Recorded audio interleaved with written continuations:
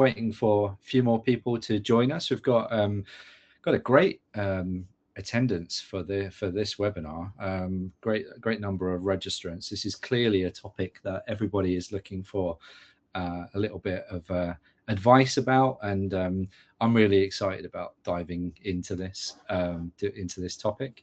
My name's Martin O'Neill. I'm the head of marketing for Rosterfy in North America. I'm going to just quickly do a little bit of housekeeping. Hopefully this slide lines up. This webinar will take roughly around about half an hour to 40 minutes, depending on the number of questions that we get. Questions on this particular webinar platform, the GoToWebinar platform, come in the form of this box that comes down the side. Now, I believe there's probably like a chat box on there and the question box on there too. So if you do have any questions as we're going through, we're not posh around here. If you will fire something in and you would like and I spot it, then we'll answer that on the go, especially if it's to do with the topic that we're covering. But there'll be plenty of time towards the end as well to go through that. There's a couple of polls that are in this as well, just for a bit of interaction. That'll pop up on the screen as we chat. We're going to do this in the minimum amount of slides possible, really. This is a good way of picking our guest's brain when it comes to corporate volunteering strategy, and we certainly don't need to see endless slides. So I'm sure I've spent a fair bit of time with our guest now, chatting to them about the sector that they work in, and I'm really excited about what we've got to share today. So the recording will be sent afterwards out to everybody that's registered. Yeah, I'm going to dive straight into it. So today is the corporate engagement blueprint, transforming volunteer groups into high value partners. The guest that we've got today, well, when it comes to building corporate partnerships that actually scale, there's no better person to learn from really than those at the highest level. And I'm really pleased to introduce Mark Barnfield. Mark's going to be incredibly humble and probably feel uncomfortable by that intro, but Mark is part of the team for the Chicago event management team. And they are the wonderful people that put on not just the Chicago Marathon, but a huge number of events. The powerhouse event is obviously the Bank of America Chicago Marathon, but there's lots of other events that particular group is involved in. It's a feat of logistics, requires lots of hands-on, lots of partner management, lots of corporate partner management. And before Mark joined CEM, he honed his skills and the American Red Cross and a few other non-profits as well. So he's certainly someone that knows a thing or two about volunteer engagement, motivating people, and building partnerships. So Mark, hello, nice to see you. I hope I didn't embarrass you too much with that intro. No, that's probably the nicest thing anybody's ever said about me, Martin. So thank you very much indeed. Appreciate it. No, delighted to be here. You're very welcome. Mark, just very quickly, can you just give me a bit of background on where you've come in from? Obviously, I've given you that intro there, but for the people attending, just your role really. And yeah, absolutely, happy to. Yeah, so I'm the Associate Director of Workforce Management at Chicago Event Management. I oversee the team that for our largest event, the Bank of America Chicago Marathon, we bring in about 11,000 people to support and assist. A lot of those are volunteers and volunteer groups. One of the most important groups there, of course, is our corporate partner and a group of volunteers that come in from there. Prior to that, I was with the American Red Cross and worked collaboratively with the fund development team there, engaging our corporate donors in volunteering to deepen their engagement in the mission. And then for 6 years before I joined the American Red Cross, I was a director of volunteer services with the Greater Chicago Food Depository, which is the food bank that covers Cook County, the largest county in Illinois. And again, very similar thing, engaging corporate partners in the mission there, sometimes kind of setting up large corporate volunteer days at their request. So they really wanted to kind of align with the mission and get themselves involved. Yeah, Great stuff, great stuff. Now, Mark is obviously going to welcome questions that come in as well. The way that we've decided, we had a chat about this, and the way that we decided to approach this particular webinar is we both came up with a couple of themes and questions that we think are very pertinent around the corporate volunteering sector, and we're going to address those. We believe that those are some sort of pressing needs really from people like yourselves in your roles. But we're going to kick off with a poll. So I'm going to quickly, if I can, just launch this poll here. Hopefully you can all see this. What is your organization's single biggest challenge when managing corporate volunteer groups? And the answers that we've got on there are high dropout rates or last minute no-shows, finding enough opportunities to match corporate demand, managing the high administration burden, emails and spreadsheets, etc., gathering feedback and providing impact back to the corporate partner. So I'm going to give it, there's quite a few people on the call today, so we always get quite a lot of shy people that don't add their vote in, but I'm just going to allow just a minute or two while people start to complete these. I'm going to be very patient actually, because there is a fair number of people on the call. I think what's interesting straight away, Mark, is that there isn't a standout winner straight away, which just speaks probably to the overall challenge that corporate volunteer groups have.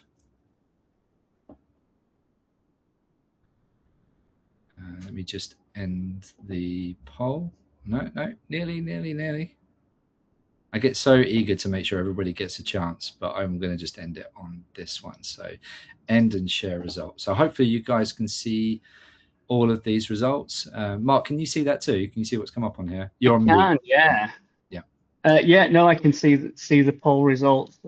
Interesting, obviously, finding enough opportunities to match corporate demand seems to have run out as the winner there, which is, I think a challenge for a lot of people as more and more corporate organizations want to align with non-profits in particular, and obviously, support missions in their local communities. How would you have answered that a few years back, Mark, do you think, in the roles, particularly when you were at like the Red Cross and that? So I think, one of the big things that I've always seen is actually that first one, the high dropout rates, last minute no-shows. One of the challenges with engaging corporate partners, particularly if you're doing it with an event that you're running during the work week. Mm-hmm. Often you see that people's kind of responsibilities within their actual job kind of have to take priority, and so you see larger dropout rates than perhaps you do with other groups, and so that's always something I think to bear in mind and to try and manage, and also manage the expectations of the group when you're actually bringing them in. Quite often they'll promise to bring in 50 people, for example, and they show up with 20. And so as you're having that conversation, setting these things up, it's managing the expectations and saying, well, let's not shoot for 50, let's look at sort of 25. And, particularly if it's the first time that group has volunteered with you, working with them to manage expectations and keep what they can achieve to a reasonable level, so it doesn't actually have a hugely negative impact on the overall volunteer experience because they've come in well under what was anticipated. So looking at the standout answer on there, the first topic that we wanted to talk about was, do you think that there are more volunteer programs looking for corporate volunteers than there are corporates looking for volunteer programs to be involved in? So I think it's a bit of both, to be honest. I think that when you've got a recognizable brand, like places I've been fortunate enough to work at, corporate volunteer or corporate organizations tend to kind of seek you out. I think if you are an organization that maybe doesn't have that strength of brand, then you have to go and seek those. There are always people that are looking to get involved. So many organizations want to have a volunteer day where they've got their employees out and supporting a wide range of different organizations. I think those are the opportunities for nonprofits to kind of tap into and get themselves as part of those larger days. But I think it's very much dependent on your own brand and where you are as to how easy it is to attract um, partners and corporate volunteers in particular, as obviously those corporate partners like to align themselves with well-known organizations to help kind of promote their sort of corporate social responsibility. Yeah. So let's play out like two scenarios then. Let's play out like you're a medium-sized charity. You don't really have a logo that brings the sort of like household name attention to a corporate. How would you go about starting those conversations with a corporate? Like, what could you get involved in? What sort of activities could you get involved in? And then how do you manage from the opposite side of that, like you've said before, for like an enterprise thing where they are knocking on the door? What would you um, how would you manage those sort of two scenarios yourself? So I think first of all, as you're looking at that as a sort of a medium-sized non-profit, so many organizations actually have on their websites pages dedicated to the missions and causes that they support. So doing some preparation work ahead of time to identify your local organizations that align with your mission is actually key to that. It gives you an easier in to do some outreach. Often on their website, there is somebody who's listed as their corporate social responsibility manager or even just directing through HR to begin with. But you have then a foot in the door because there's an alignment between that organization and the mission. There are lots of organizations that will have volunteer fairs essentially within their buildings, so that they're encouraging their staff to pick a cause and a mission that is important to them, and so they'll bring people in to be able to talk to their staff about opportunities to get involved. And again, that's another great way to sort of get invites to those, is just by doing that outreach and being proactive, but doing the research ahead of time is really the key to success there. You told me about that one before, the fairs, and I love that idea. I really do. And I don't think it would be always obvious that these corporates, even if you have a couple of head offices for very large organizations in your town, it wouldn't be obvious that they're even putting that stuff on. And I think that that's the reason, just to reach out to their HR team, right, straight away. Yeah, so absolutely. Right? At least then you've got a date in the calendar that we can do this event with them. Yep.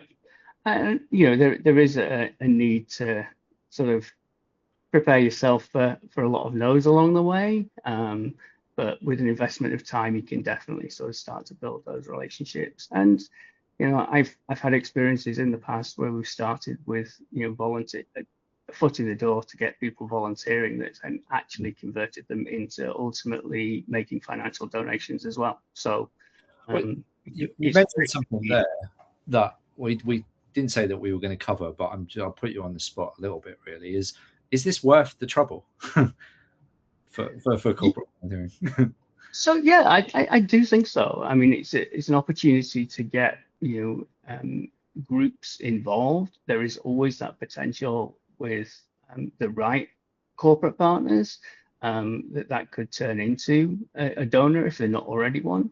And so I think it's thinking about from a non-profit perspective, how do you align with your fundraising team and work on this as a joint strategy? And it's possibly the way that you kind of get somebody engaged initially through volunteering, and then convert them into a donor. Also, what you also see as well is some of the people who will come in as a corporate volunteer, really feel a passion and draw to the mission. They turn into a returning individual volunteer. So there's definitely benefit in a number of ways to invest this time. Yeah, you've hinted before that you believe that there's a tendency for these volunteers to sometimes be a bit flaky as well, and lots of no-shows. If that is the case, is there a couple of tips that you could give our audience on, like, how do you mitigate that, or at least if it is going to happen, give yourself a backup plan? Yeah. So yeah, as I said earlier, I think there's managing expectations up front as you're building relationships with, particularly with new corporate partners. and making sure that you are doing your bit to set them up for success. And rather than them over-promising the number of people they can provide, but it's also having projects that are scalable as well. So with corporate volunteers that we bring into the food depository, as an example, we had projects that were basically taking bulk amounts of food, repackaging that into smaller amounts to then be distributed across the network of food pantries. And so that's the kind of thing that is scalable. You can do that with 10 volunteers, you can do that with 50 volunteers. And so those are the kinds of projects that when you do see that drop off, you can easily kind of switch that. You still create a really positive volunteer experience for the corporate partner. They have no idea that you scaled it back or increased it to meet the people that they bring in. So I think that's another key to success with this, is being able to adjust the projects that they're working on and be able to do it in a way where they have no idea that you've just done that. Yeah, good idea. Good idea. Right, I'm going to do another poll. We've got our second poll on here. So how do you, let's launch this here. How do you currently measure the success of a corporate volunteer day? So I'm asking the audience at the moment, how do you currently measure the success of a corporate volunteer day? So it's tracking the number of hours, it's sending out post-event surveys to the corporate liaison. We rely on verbal feedback or a thank you email. Honestly, we don't systematically measure it, and there's no judging here if that is the answer. That's probably more common than you think as well. So as those are going in, everyone's flying in with votes on that. We've all got used to knowing how to use this now, which is great. And I'll just give it just a second. Okay, end and share results. Mark, can you see this? You okay with that? Yep. No, Yep. I can see this. Yeah, interesting set of results. What jumps out at you, Mark? So obviously the majority of people who have, or the leading answer for people here is that people aren't systematically measuring it yet, which I understand. I'm aware of, a number of organizations that don't do that for a number of reasons. Where I think it's personally beneficial to do it is it helps you be able to communicate to that partner the impact that they've had. And so that can be around the number of hours that they've produced. It can be around sort of the actual impact that they've had. So at the Red Cross, we would take groups out into people's homes to install smoke alarms. Home fire response is a big part of what the Red Cross does, as well as obviously the massive disasters that you see. Taking corporate groups out to install smoke alarms and being able to report back to them about the number of hours spent doing that, being able to tell them the number of smoke alarms that they had installed, the number of homes they'd made safer, the number of people that were now in a much better place. So I think statistically keeping this information is really great, because it's a really good way of feeding that back. And then the corporate partners that you're working with can then obviously report that out to their teams and say, like, this is what you achieved in your local community. So I think it's an important thing to do, but it's also something that is quite time consuming. And so understandably that, a lot of people don't necessarily do that. But if that's what good looks like, and that's what the corporate partners, particularly at the higher end of it, are going to be looking for, what can we do to make that easier? Are there sort of tech solutions or something that you would suggest people look at? Yeah, there are. I mean, there's lots of volunteer management platforms out there where you're able to get people registered ahead of time. It will record the hours that they have produced, and often with a lot of them you can pull reports based on the group that's been in, confirm the number of people that were there, the number of hours that were invested, and then obviously just as some of the general tracking alongside of that can provide other statistics. At the food depository, as an example, we would always let every group know, how many pounds of food that they'd repacked and how many people that would go out to serve.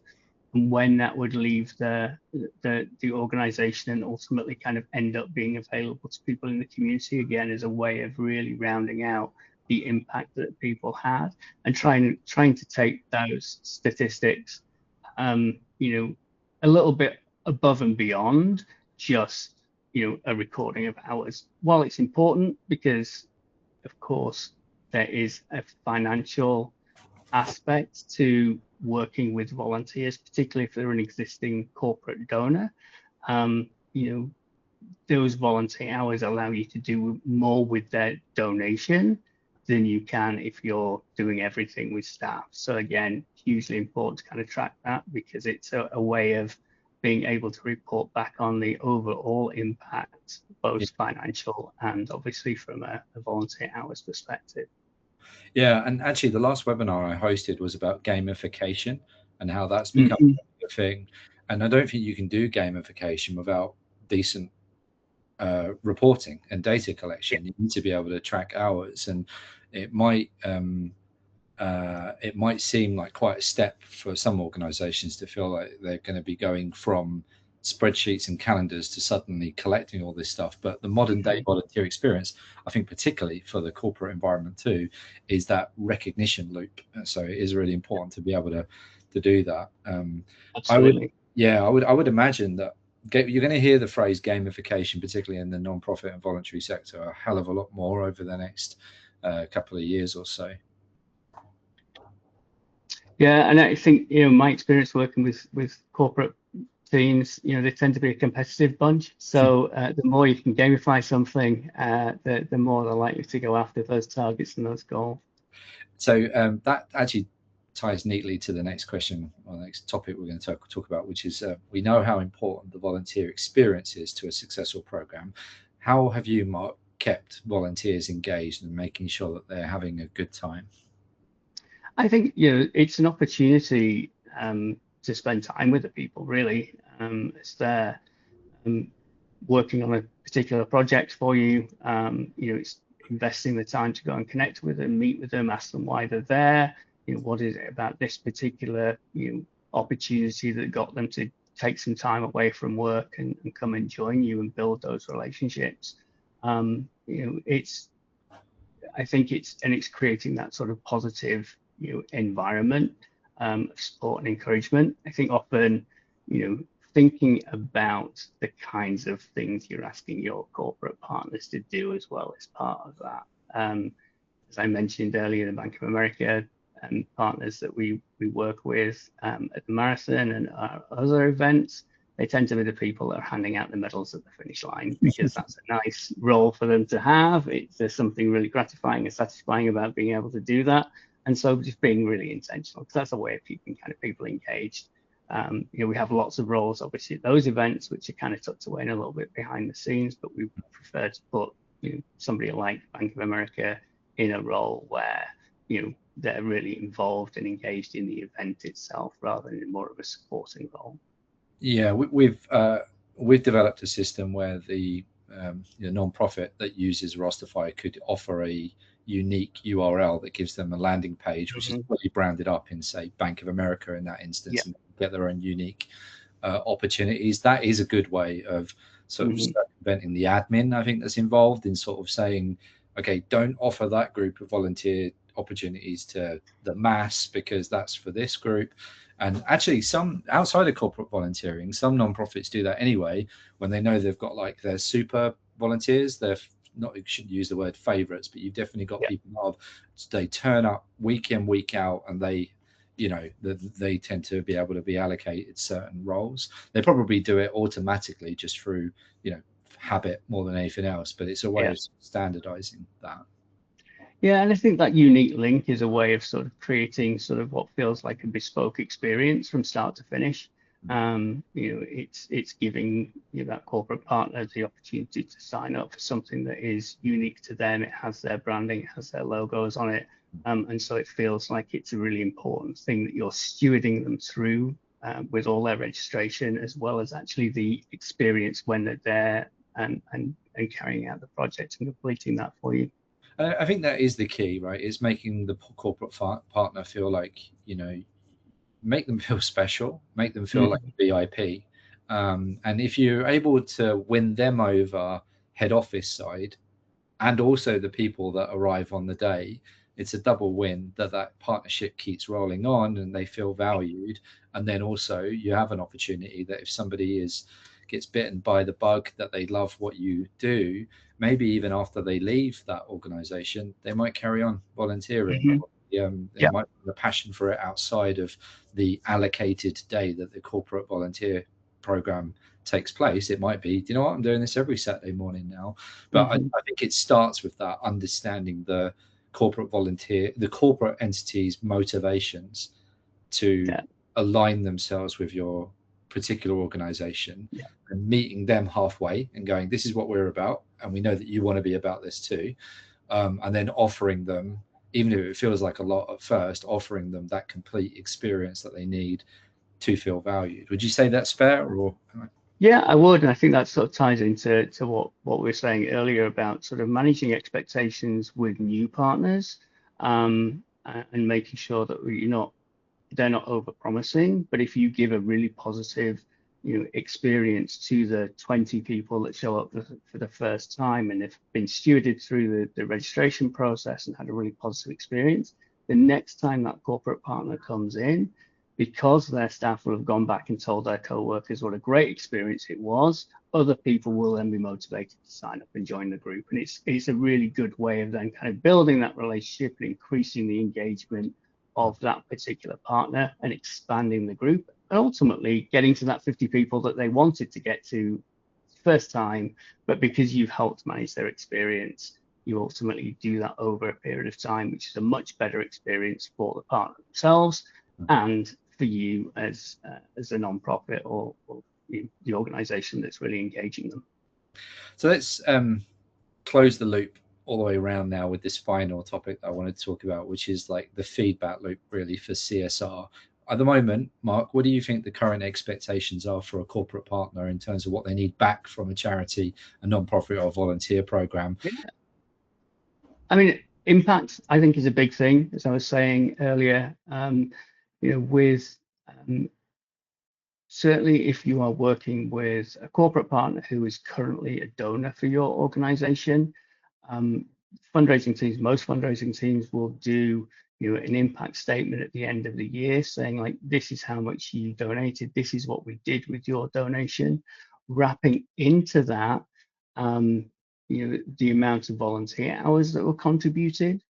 And I think currently the rate associated with a volunteer hour is about $36. It's somewhere around there. Yeah. So you can actually show on that impact report, the amount of additional revenue essentially that those volunteers have contributed to, and how much further you've been able to kind of stretch that donation. So there's a lot that you can kind of roll up into that. I think the other thing is, quick social media posts, thank you to X organization for coming in and working with us today, and whatever impact measurement you've got there that they've executed whatever project, and giving them some of that and give them a boost, because then they can share that on their own social media, and again shows to the people that they're engaging with. It shows them obviously that they are a responsible, engaged organization who want to have an impact in their local community. So again, really easy win, but really highly valued by the partners. Yeah, I like that. It feels like such a small thing that could be forgotten, but actually it's that level of recognition that lands really well with corporates. Yeah, and I think it goes the other way as well. So if they're the ones that put a post out that says, we took a group and volunteered at this organization, a response to that saying thanks for coming in and acknowledging that impact goes a long way as well, even if you're not the one that's proactively putting it out there to begin with. Great. Okay, so we covered most of the topics that we wanted to cover through that. Well, all of them actually, Mark. That was really, really good. I'm going to leave the floor open to anybody that wants to drop a question in the question box that's up there. While people are wait and be shy and do that, I'll just quickly plug something else that we've got going on at the moment.